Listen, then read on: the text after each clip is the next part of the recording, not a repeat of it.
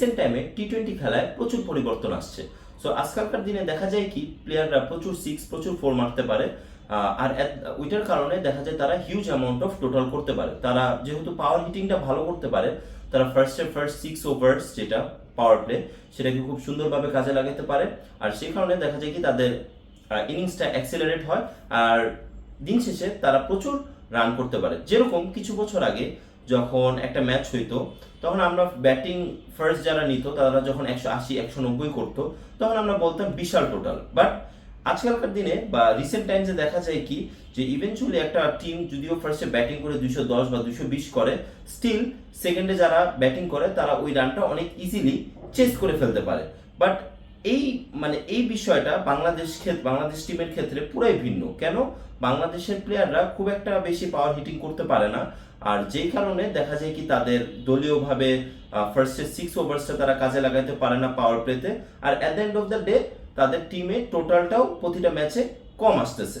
So other thing is that যে অনেক সময় হয় কি প্লেয়ারের ইন্ডিভিজুয়াল পারফরমেন্স বা সে যদি খুব ভালো খেলে রিসেন্ট টাইমে, টিমের ফেলিয়ার যখন হয় ওই জিনিসটা ওভারলুক হয়ে যায়। এখন এটা কার ক্ষেত্রে আমি বলতেছি? এটা বলতেছি আমি নন আদার দেন দ্য প্লেয়ার তানজিদ হাসান তামিম। কেন তানজিদ হাসান আমরা জানি যে টি-20তে বাংলাদেশ অনেক দিন যাবত সাফার করতেছে, আমাদের কোনো লেজিট ভালো পাওয়ার হিটার নাই।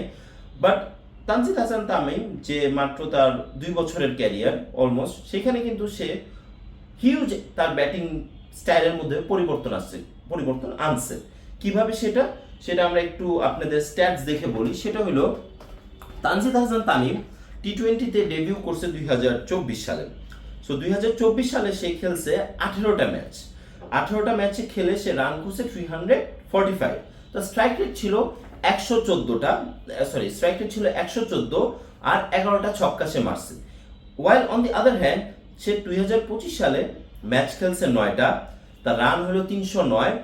এন্ড যেটা সবচেয়ে বেশি হিট করছে আমাকে, আমি যখন স্ট্যাটস দেখতেছিলাম, তার স্ট্রাইক রেট 2025 সালে হলো 154, যেখানে তার স্ট্রাইক রেট 2024 সালে 114 ছিল, সেখান থেকে জাম্প করে 154 স্ট্রাইক রেট নিয়ে আসছে, which is like today's modern days ক্রিকেটের সাথে খুবই মানানসই। অন দ্য আদার হ্যান্ড 2024 সালে তানজিদ হাসান তামিম 6 মার্চে হলো 11টা, সেটা 2025 সাল যেটা এখনো শেষ হয়নি, অলরেডি সে সেটাকে নিয়ে গেছে 21টা ছক্কাতে। সো চিন্তা করেন একটা প্লেয়ার যে তার ব্যাটিং স্টাইলটা তুমুল আকারে পরিবর্তন করছে in the time of just only 1 ইয়ার, আর যখন বাংলাদেশের প্রয়োজন ছিল এই জিনিসটা। তো চিন্তা করে দেখেন একবার যে সে কতটা বিহাইন্ড দ্য সিনস হার্ডওয়ার্ক অবশ্যই করতেছে। We all know that international cricket is not that easy. আর এই ব্যাপারটা আমার বলার কারণ হতেছে কি, দেখা যায় কি বাংলাদেশ টিম রিসেন্টলি ভালো পারফরমেন্স তো করতেছেই না।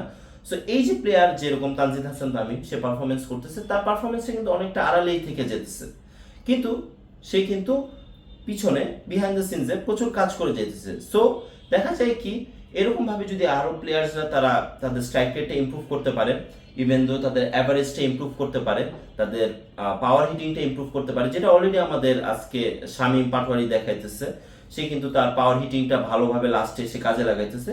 সো আদার তানজিদ হাসান তামিমকে সাপোর্ট দেওয়ার জন্য যদি আরেকটা প্লেয়ার থাকে যে তাকে সাপোর্ট দিবে, আর মিডল অর্ডারটা যদি এরকম তার মতো পাওয়ার হিটিংটা রপ্ত করতে পারে, যেরকম স্ট্রাইক রেট তার একটা হিউজ জাম্প আসছে from 2024 to 2025, I think Bangladesh cricket team would do very well in T20 cricket in the nearby future. And also I would like to say Tanzid Hasan Tamim, best of luck for your future.